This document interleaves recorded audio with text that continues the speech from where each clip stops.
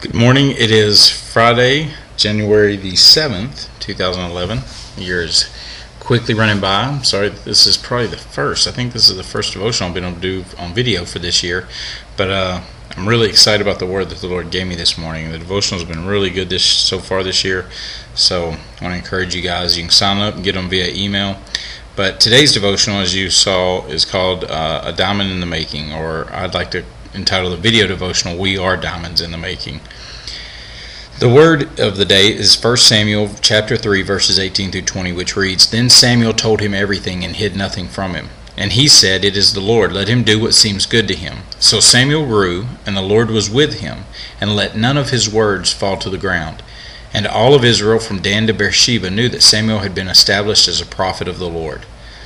Again, that's 1 Samuel chapter 3 verses 18 through 20. And of course, this is, if I just give you those verses, I have to keep it brief for email purposes and stuff, but in context, we're talking about Samuel hearing God call to him and then giving him a word, and then Samuel going to his master, and the master saying, I know God spoke something to you. What did he say?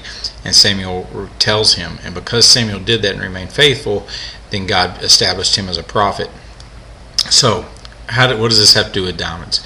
Well, I read this story yesterday about this African farmer, and I really am encouraged by this and want to share this story because this is really cool. This African farmer owned this decent lot of land, and he farmed, and he was profitable but minorly. Didn't make that much money, and but he'd heard how much money could be made in the diamond business, and that Africa was full of diamonds. And so he sold his farm to the first bidder, and then went out and pursued this diamond business. Well, this guy that bought his farm, these rains come through or whatever, and he comes upon this creek bed that's on this newly bought property, and he sees something glimmer and glisten, and he looks over and he sees the stone. So he picks it up, he calls a local gemologist and has him evaluate it, and the gemologist says, Where'd you get this? He says, In my creek bed. He comes out there to find out the creek bed's just littered with diamonds, and it made the man very wealthy. And the guy that went out and pursued the diamond business spent the rest of his life pursuing that which he already had previously owned. So how does all this come together? Cool story, good moral, and it's this.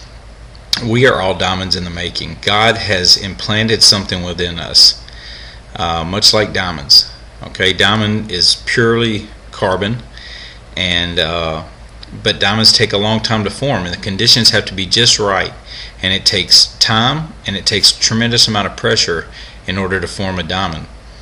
In fact, I've read that it takes up to 100 tons of mud compacted together and pressed down and pressurized and heated up, and everything has to be just right in order to form a diamond up to 1 carat in size. It may be down as much as 5/100ths of a carat in size, but to get to that, it takes 100 tons of mud. That's a lot of yuck.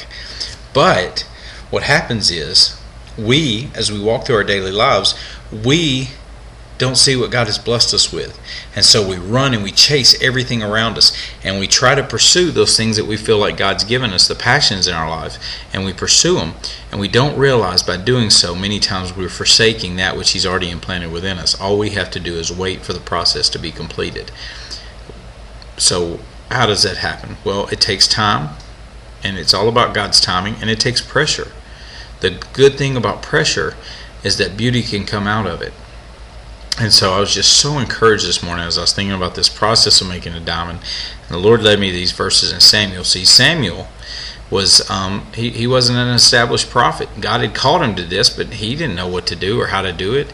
But he remained faithful in what God had told him to do.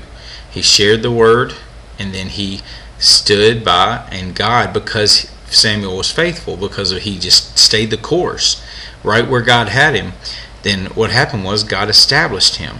God saw that, and He didn't let any of His words fall to the ground. In other words, what started happening was when Samuel spoke, things happened, and things came to pass that Samuel had spoke. The prophet, as he speaks to the church and to the nation, then those words became established. God established him, and then all of Israel recognized him as a prophet because God established him and led him to that place. And all Samuel had to do was remain faithful in those things that God had put in his life.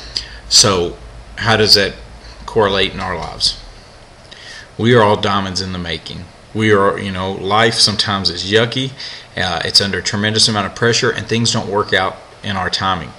But if we hold firm, if we stay the course, if we walk the path that God has set before us, what comes of that, even though we go under a tremendous amount of pressure, even though we feel like life has just buried us under the yuck, and then pressure just compacts it all down, we will come out shining brightly no matter what situation. I believe that we each have our own destinies, that God has placed each one of us. We all are destined to live significant lives. Now, we may need to reprogram our minds into thinking what's significant, because many times when we think significant, we start thinking in earthly terms, right? We think about money, power, and fame. That's not what's significant to God. The significance to God is about being an instrument of change, whether we're ministering to one, whether we're ministering to 1,000, right? Jesus left the 99 and went after the one lost sheep. That's the good shepherd. And so that's what we've got to be willing to do. So I want to encourage you today, wherever you are, whatever's going on in your life, that you will understand that you are a diamond in the making. Those pressures that seem to just overwhelm you, that's God creating the beautiful, indestructible form of a diamond in your life.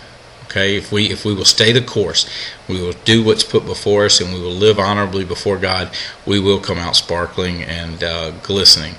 And so I just want to encourage you today. Blessings to you guys. Have a great day. Hope everything's going great for your year.